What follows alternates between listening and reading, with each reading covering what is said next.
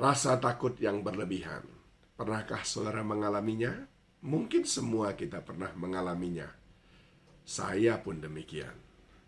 Tetapi pemazmur berkata di dalam Mazmur 56 ayat 3 sampai 4, "Waktu aku takut, aku ini percaya kepadamu, kepada Allah yang firman-Nya kupuji. Kepada Allah aku percaya, aku tidak takut. Apakah yang dapat dilakukan manusia terhadap aku?" Ketika Gideon dipersiapkan Tuhan untuk menyerang musuhnya, Tuhan memisahkan pasukan-pasukan yang penakut dengan pasukan-pasukan pemberani, sehingga hanya tinggal kira-kira 300 orang dari puluhan ribu pasukan yang tadinya dipersiapkan. Sedemikian seriusnya tentang rasa takut. Sebab kalau kita berjalan dengan sang penakut, pastilah kita pun akan terpengaruh menjadi orang yang penakut. Padahal rasa takut adalah penghalang kita untuk merebut kemenangan sesuai dengan Tuhan janjikan. Rasa takut membuat kita tidak dapat menikmati apa yang Tuhan sediakan di depan mata kita. Mengapa demikian? Karena satu, rasa takut membuat kita akhirnya khawatir. Kekhawatiran membuat kita tidak bisa bertindak. Yang kedua, rasa takut membuat kita cenderung berkompromi dengan sesuatu atau seseorang yang mestinya kita taklukkan.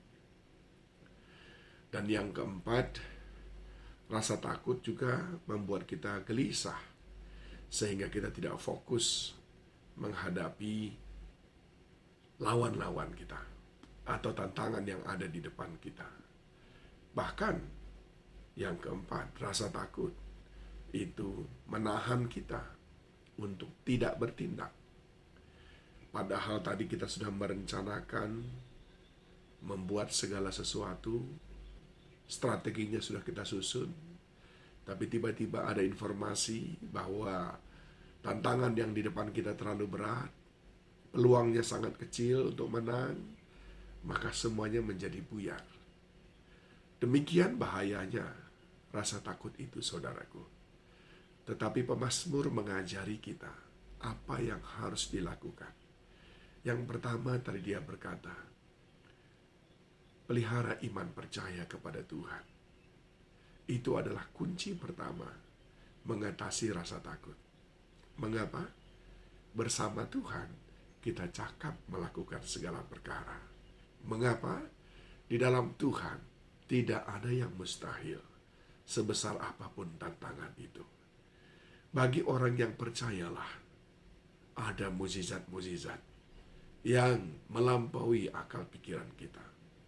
Bagi orang percayalah, ada terobosan-terobosan yang Tuhan akan sediakan, yang tidak pernah kita pikirkan, tidak pernah kita lihat, tidak pernah timbul dalam hati kita.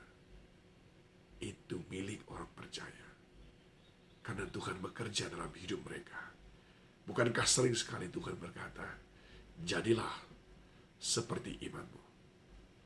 Yang kedua adalah ketika tadi pemazmur berkata, kepada Allah yang firman-Nya kupuji. Yang kedua, penuhi hati kita dengan firman Tuhan, yang dimana di sana terkandung janji-janji Tuhan. Di sana terkandung kekuatan Allah, sesuai dengan Roma pasal yang pertama ayat yang ke-16. Injil itu adalah kekuatan Allah. Orang yang sedang menghadapi rasa takut, lalu dia menutup pintu kamarnya dan membuka firman Tuhan, maka dia akan mendapatkan kekuatan dari Tuhan. Ketika takut menghampiri, jangan banyak dengar sana sini, tapi renungkan firman ilahi. yang akan memberikan kekuatan kepada saudara. Ingat, yang pertama, tetap percaya kepada Tuhan. Yang kedua, renungkan firman yang memberikan kekuatan. Dan yang ketiga, ingat bahwa dikatakan di dalam ayat yang keempat tadi bagian terakhir, apakah yang dapat dilakukan manusia terhadap aku? Apakah yang dapat dilakukan tantangan-tantangan itu semuanya terhadap kita, saudaraku? Sungguh, sekalipun sebuah tantangan yang berat itu mengancam saudara, sampai maut mendatangi saudara, tapi dia hanya sanggup membinasakan tubuh, kata Rasul Paulus, tapi tidak dengan jiwaku. Bukankah yang penting dalam hidup ini adalah keselamatan yang datang daripada Tuhan? Ketika orientasi kita adalah kehidupan yang sebenarnya, maka seperti Paulus berkata, bagiku hidup adalah Kristus, mati adalah keuntungan. Sungguh sebuah kehidupan yang bebas dari rasa takut. Ingat, yang pertama tetap percaya. Yang kedua, senantiasa renungkan firman-Nya yang memberikan kekuatan. Dan yang ketiga, tiada kuasa yang dapat memisahkan kita dari kasih Tuhan. Dan kalaupun kita di dunia ini mengalami berbagai macam tantangan, ada kemenangan besar di surga yang kekal sudah menantikan kita. Tuhan memberkati.